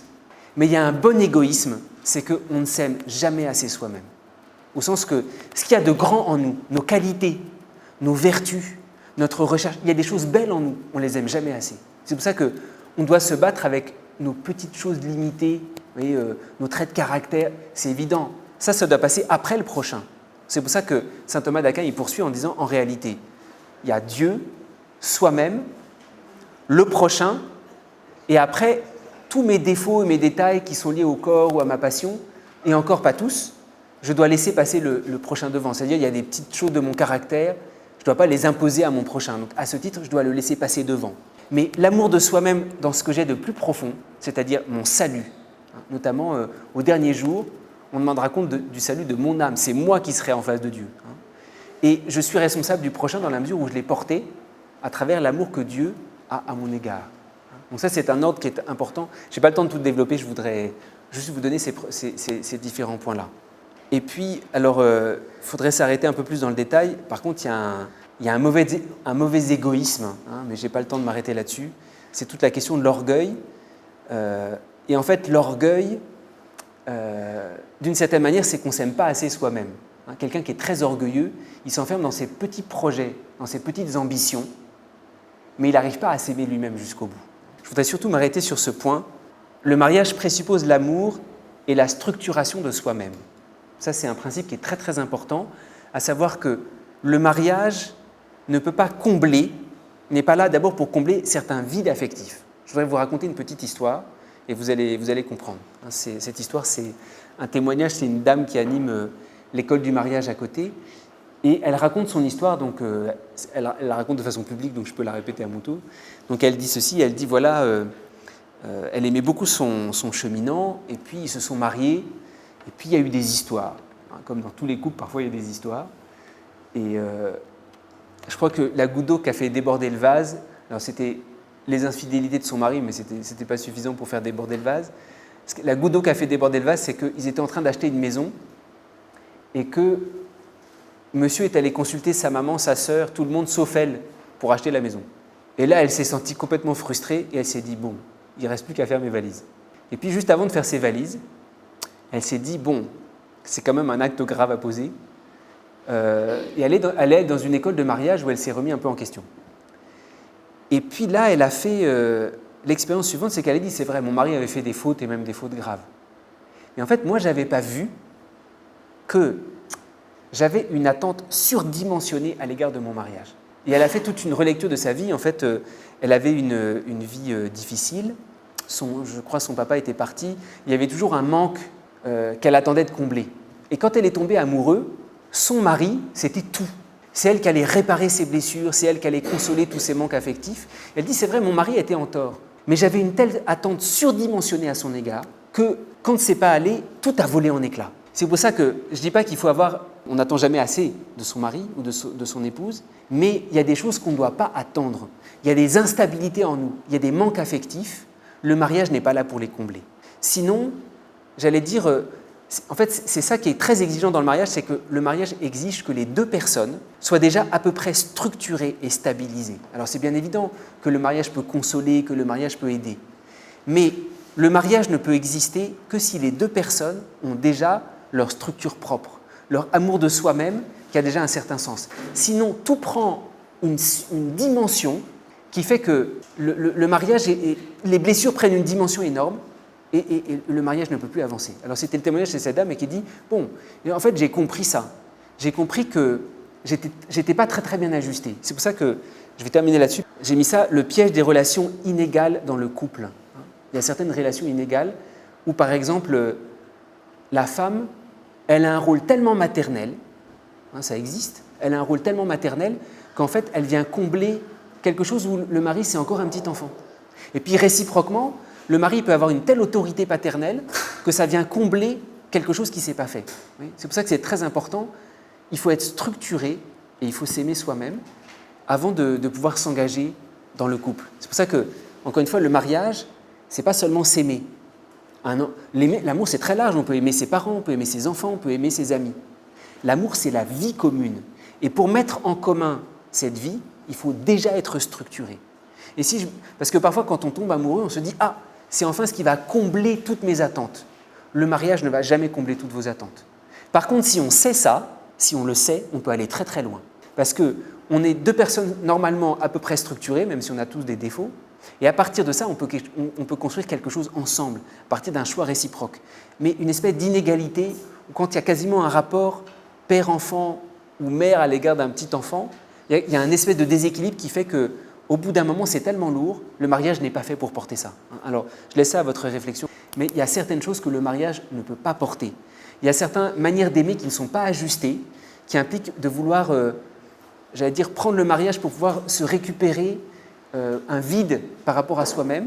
Et là, ça conduit souvent à des catastrophes. Alors, je voudrais terminer par c'était un témoignage, je suis sûr que vous avez tous entendu parler, c'était il y a 1 ou 2 ans, il y a eu une mort dramatique à Angers de Dr Adonis Laurent.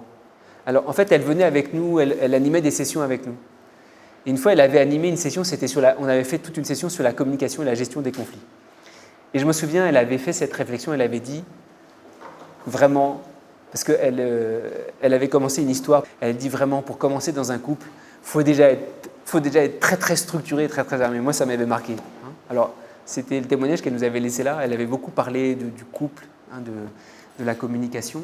Et elle avait laissé un peu ce témoignage en disant « Le couple exige déjà qu'on soit tellement structuré parce que, j'allais dire, on va tellement être secoué dans tous les sens que ce n'est pas le lieu de la construction comme de la petite enfance. C'est très différent. Alors c'est évident, dans le couple, on est vulnérable, on livre certaines choses, mais il ne faut pas s'y tromper. Il ne faut pas s'y tromper. Si on voit ça trop comme un lieu de récupération et de restructuration, ou au moins il faut le savoir, parce que ça risque d'être très étouffant pour l'autre, et de nous mettre ou bien celui qui a ça, d'être dans une espèce d'attente surdimensionnée qui fait qu'il y a des déceptions immenses qui vont apparaître.